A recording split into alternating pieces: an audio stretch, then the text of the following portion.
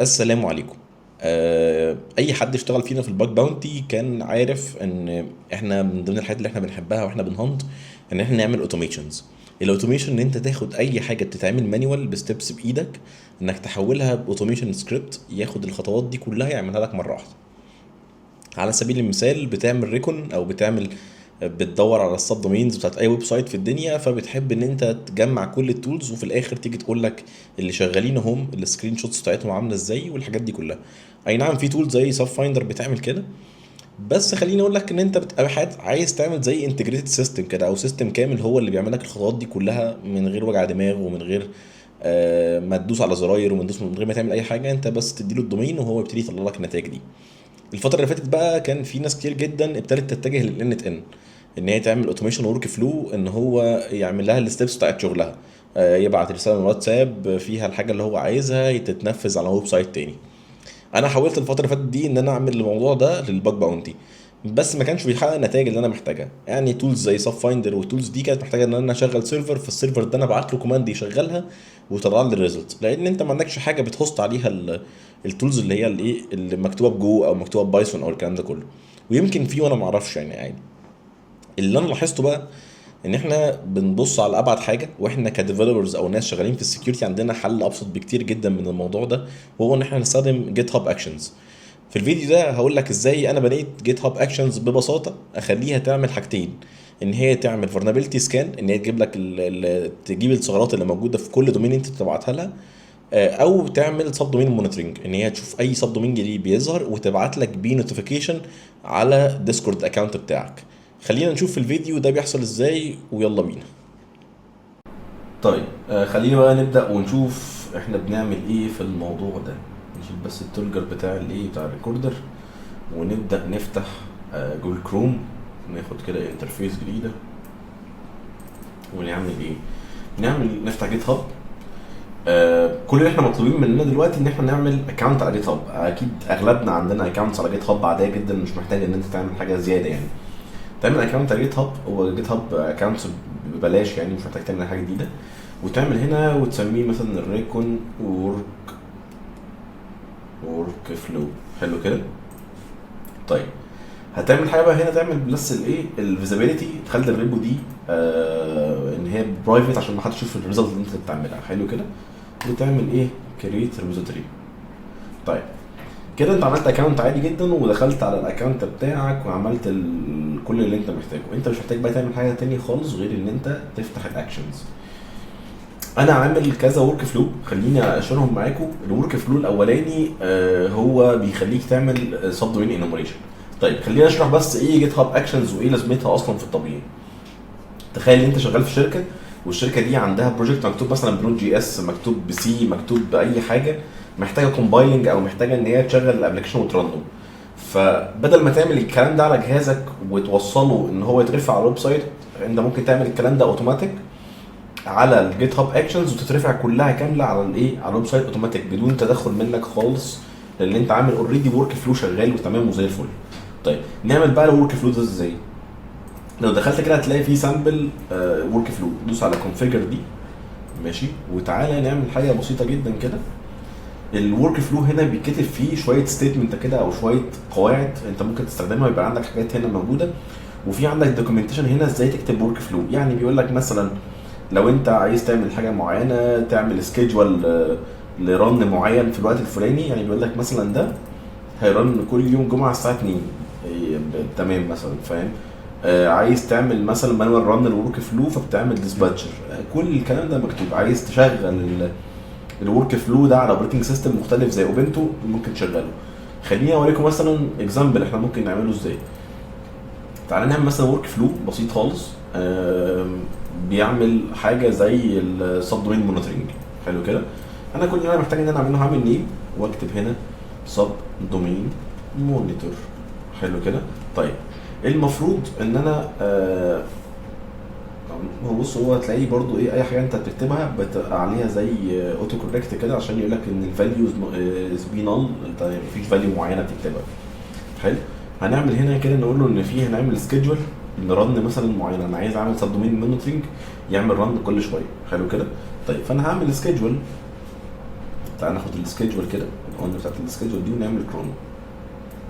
حلو كده. طيب انا بس كل اللي انا عايز اعمله ان انا اخليه رن كل 6 ساعات. تعال نعمل كده ببساطه شديده خالص. انا هستخدم هنا زد اي اي، مش هستخدم شات جي بي تي ولا اي حاجه من الحاجات المعروفه، عشان بالنسبه لي زد اقوى، يعني النموذج بتاع جي ال ام بالنسبه لي احسن بكتير. انا عايز I need to run this work flow every 5 minutes مثلا. يديني كرون كده مظبوطه. بص هو بقسمها لك كده ايه كده كل 5 دقايق. ماشي، تعال نعمل كده. وكل اللي هنعمله ان احنا هنغير بس الكرون دي نخليها كده هترن كل 5 دقايق. طيب حلو قوي. بالنسبه لي الخطوه الثانيه ان انا اعمل ديسباتشر كده بسيط. لو دخلنا كده هتلاقي في عندك هنا حاجه اسمها الديسباتشر. انت بتعمل رن لورك فلو بحاجه بكونفيجريشن معينه. مثلا انا عايز اعمل خليني اقول ديسباتشر ان انا احط انبوت للراجل اللي هيدخل السب دومين ده. يعني انا دلوقتي بعمل ريكون ومحتاج ان انا ادخل الدومين بتاعي. دي بقى الخطوه اللي احنا هنكتبها. حلو كده. طيب انا المفروض ان انا اعمل ايه هنا بقى كده؟ طيب الخطوه اللي انا المفروض ان انا اكتبها هنا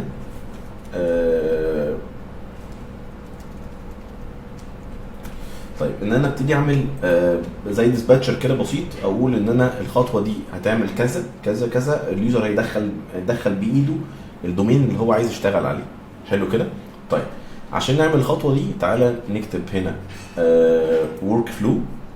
طبعا هتلاقي في مشكله شويه في الاندنتيشن بتاعه الترتيب بتاعه الورك فلو. لازم يتكتب صح عشان ما يعملش عندك مشكله في اي حاجه. لو انت مش عارف تكتبه ممكن تكتب على زد اي اي تقول له ظبط لي الاندنتيشن بتاعه اسمه ايه دوت بتاعه الورك فلو اللي يعمل فايل ده، لان ده يعمل فايل، وقول لي ان هو يرن ازاي بمنتهى السهوله ومش هيطلب منك اي حاجه زياده. طيب انا محتاج ان انا اعمل ديسباتشر. تعال نعمل كده ديسباتشر. اوكي. الديسباتشر ده هقول له في انبوتس، هاخد منه انبوتس. حلو كده. ايه الانبوتس اللي هناخدها تحتيه؟ هناخد منه دومين. حلو كده. هقول له هنا بقى ايه الدومين اللي انا محتاج ان انا ياخده ده. تحت الدومين ده محتاج ان انا ياخد منه ديسكريبشن، وصف للكلام اللي هيتاخد ده ايه. انتر يور دومين. حلو كده. طيب بعد كده هقول له الدومين ده هيبقى required.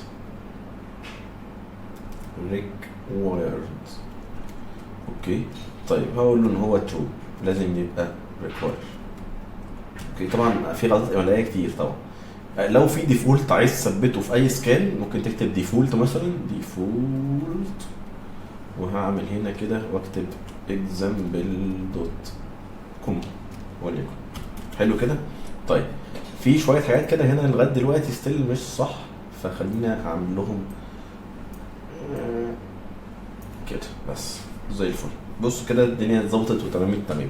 طيب المفروض في الكيس اللي انا فيها دي بعد ما عملت الكلام ده عشان يبتدي يعمل بيكتب فايل على السب دومينز اللي هو هيلاقيها لازم ياخد بيرميشن. هدربه، فاحنا لازم نديله بيرميشن دي ازاي؟ الطبيعي ان انا بكتب بيرميشن ببساطه كده بيرميشن، وهقول له في البيرميشن دي ان انت الكونتنتس المحتوى، وهقول له رايت معاك بيرميشن رايت. جميل. بس اتاكد ان كلمه كونتنت دي صح. معلش انا اسف. مظبوط. جميل. حلو كده. طيب انا محتاج ان انا اشغل حاجه زي اوبنتو. هو مكتوب فوق انت عايز تشغل اوبريتنج سيستم. ليه محتاج ان اشغل اوبنتو؟ اقول لك ببساطه شديده خالص، عشان انا محتاج ان انا استخدم اوبريتنج سيستم عشان احط عليه التولز بتاعه سب فايندر وسب ليستر وبلا بلا بلا بلا دي. كل الكلام ده انا محتاج ان انا اشغله. هشغله ازاي؟ هشغل الاوبريتنج سيستم. الاوبريتنج سيستم ده اوبنتو بالنسبه لي، فانا هعمل نفس الكلام ده كده هنا، واجي هنا واكتب في الجوبس بتاعتي ان انا خلينا نسمي الجوبس دي مثلا نسميها مونيتور. حلو كده. وهكتب هنا في المونيتور ده في النيم مثلا خلينا نقول تشيك اوت. حلو. محتاج ان انا ارن اوبنتو. جميل. طيب عشان ما اطولش عليكم والموضوع ما يبقاش رخم، انا كل الفكره ان انا بكتب التولز اللي انا عايزها، بكتب ستيتمنت كده بقى، بعد كده بقول ان انا عايز ارن مثلا صف فايندر، هتاخد الريزلت من صف فايندر تبعتها لي على ديسكورد والكلام الجميل ده كله. فانا يعني عشان برضو نحترم وقت الناس ممكن نعمل كده. ده كل الموضوع. هو لو جيت بصيت على الكود ببساطه شديده خالص هو بيعمل سب دومين مونيتور عادي، بيرن كل 6 ساعات، ده الدومين اللي انت هتعمله. طيب تعالى نعمل كده ايه، نسميه مونيتور. حلو كده. طيب كده بقى عندنا المونيتور دوت يامل ده. حلو كده. المفروض لما تيجي في اكشنز كده تلاقي هنا في اكشنز سب دومين مونيتور. حلو. طيب احنا في خطوه ناقصانا ان احنا نشغل ديسكورد. تمام. طيب هتقول لي نعمل ده ازاي؟ هقول لك نكتب ديسكورد ونعمل كده. اوكي. طيب هنيجي نعمل هنا في ديسكورد ده، هنيجي هنا هنعمل اديت للشانل بتاعتنا ونعمل انتجريشن ونعمل ورك فلو. نعمل ورك فلو ونسميه جيت هاب ريكون. حلو كده. ريكون. جميل. وندوز سيف. تمام. ونرجع كده ونيجي هنا في السيتنج، هتلاقي في حاجه عندك اسمها secrets and variable. هتيجي عند الاكشنز وتعمل هنا secret وتسميه اللي هو ديسكورد ويب هوك، وتحط الايه الويب هوك بتاعك. بس خليني اقول لك على حاجه، عشان انا عامل في 2 كودز، يعني في 2 كود هشيرهم معاكم. في كود منهم هتلاقي فيه ديسكورد ويب هوك يو ار ال، وفيه هيبقى ديسكورد ويب هوك بس. فخلينا نرجع للكود بتاعنا. نرجع كده هنا، هتلاقي عندك اليامل فايل ده. تعال نبص هو مكتوب ازاي. لو جيت بصيت كده تحت هتلاقي فيه فاريبل هنا مكتوب فيه ديسكورد ويب هوك. ماشي. اوكي. ده البربر بتاعه. ماشي. طيب تعال نكتب كده ديسكورد، سوري، ديسكورد، ونشوف اسمها ديسكورد ويب هوك فعلا. ده اللي في السكريت. حلو كده. طيب احنا كده عاملين صح. نعمل كده. طيب انا بس محتاج ان انا ايديت حاجه هنا. انا كاتب روبوست اسم الشركه عشان انا كنت بجرب فيه ان هو يبعت في الاخر اسم الشركه بتاعتنا عشان يتاكد ان هو شغال. فشيلها، اعمل كومنت. جميل. جميل. تعال نيجي عند الاكشنز بقى كده هنا، ونيجي هنا عندنا الاكشن ده. انا عايز اعمل سب دومين انومريشن على الويب سايت زي بتاع valenweb.php. حلو. وتدوس على رن ورك فلو. قال لك ورك فلو هاز سكسسفولي ريكويستد. هو كده هيبتدي انيشيت الورك فلو ويبتدي يشغله. هو ده مش معناه ان هو اشتغل، هو لسه زيرو. تمام. نعمل ريفرش كده هتلاقي ابتدى ينشيت.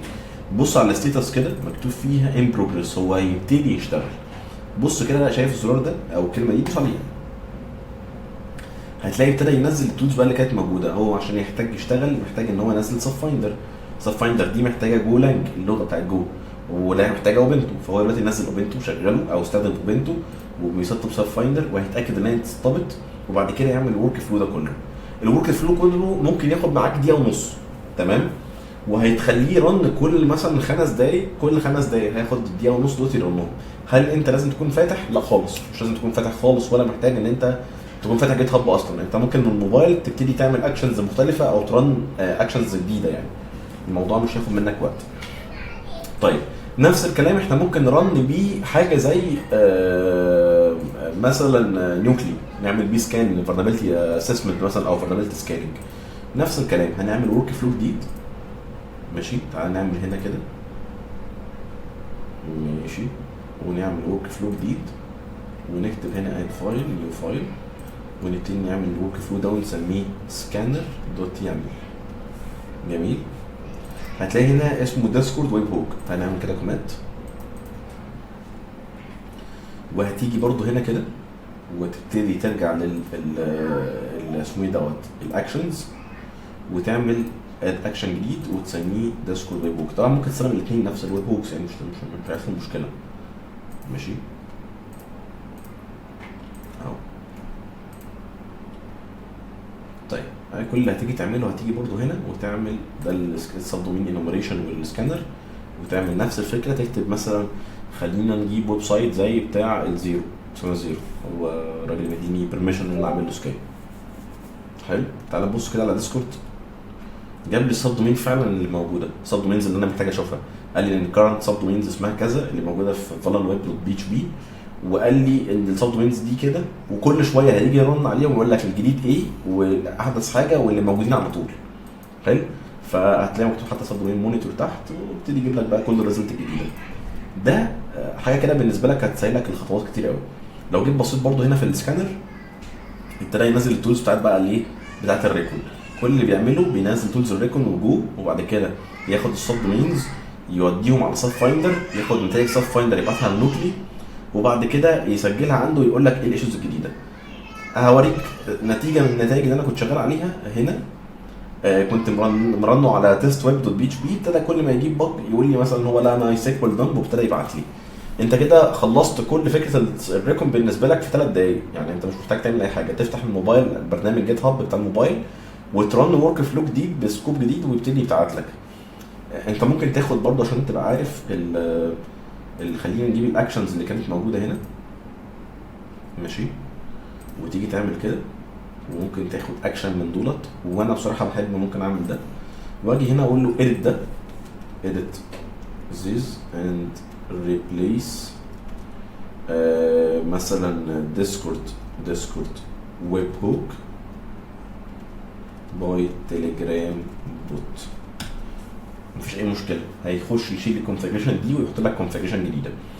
المشكله اللي هتواجهك هي حاجه بسيطه جدا، ان ممكن البايب لاين ما يشتغلش او الاكشن ما يشتغلش كله، فهتبتدي ترن كل مره وتبتدي تترابل شوت معاه وتبتدي تشوف الاكشنز اللي شغاله. ليه ده بالنسبه لي احسن من ان ما فيهوش كل الاوبشنز دي، ما فيهوش ان انت تنزل اوبريتنج سيستم ولا انك تنزل تولز معينه ولا الكلام ده كله. انت تحتاج تنزل، هتاخد فيتش من ريزلت معينه وتوديها الناحيه الثانيه. انا شايف ان ده بالنسبه لي احسن بكتير جدا. هو دلوقتي بص ابتدى يكتب لك ريزلت كويسه جدا ان انت ممكن تبلد بيها اكشنز كامله ممكن تستخدمها. وحتى لو جيت بصيته فوق كده، هو بيسينك دلوقتي، هيبتدي بقى يبعت لك بص زي سب دومين ريبورت ويقول لك الريزلت اللي طلعت عامله ازاي، وبيظبط الكود. هو لسه الكود ما خلصش يعني، فيبتدي بس يظبط لك الايه، المسجز بتاعتك. لما بيخلص بيبتدي يطلع المسج في الاخر. فدي حاجه انا شايفها ممتازه بصراحه، ان انت ممكن تطلع بيها نتائج وانت بتهنت، وممكن تنتجريت كذا حاجه مع بعض بقى. يعني انت ممكن تاخد الريزلت مثلا من سكيورتي تريلز وبعد كده تسجلها. بص ابتدي يعمل لك الورك فلو. بص هيجي في الاخر يقول لك احنا مثلا غيرنا تليجرام، هيقول لك روح اعمل في تليجرام بوت بالطريقه الفلانيه، وخد البوت اي دي والشات اي دي وحطهم في الايه، في جيت هاب اكشنز. بص هو حتى بيقول لك استخدم تليجرام بوت والتليجرام بوت اي دي وحطهم في الجيت هاب اكشنز، او بيقول لك حتى افتح الريبوزيتوري السيكريت اند فاريبلز وحطها في الاكشنز وحط دوت في الاثنين سيكريت. ساعتها هيبتدي يبعت لك كل اللي انت محتاجه. اظن مفيش اسهل من كده في الدنيا يعني، وده احسن خطوه انت ممكن تعملها. وعلى فكره بتسبورت ان انت ممكن تستخدم حاجات زي ويندوز مثلا، بس طبعا هتبقى ابطا بكتير ومش محتاجه كونفيجريشن يعني مش سي ال اي، بس انت ممكن تستخدمها عادي جدا وتوتوميت الورك فلو بتاعك كله من اي تو زد. اتمنى تكونوا استفدتوا ان شاء الله، والفيديو ده يكون افادكم، والسلام عليكم ورحمه الله وبركاته.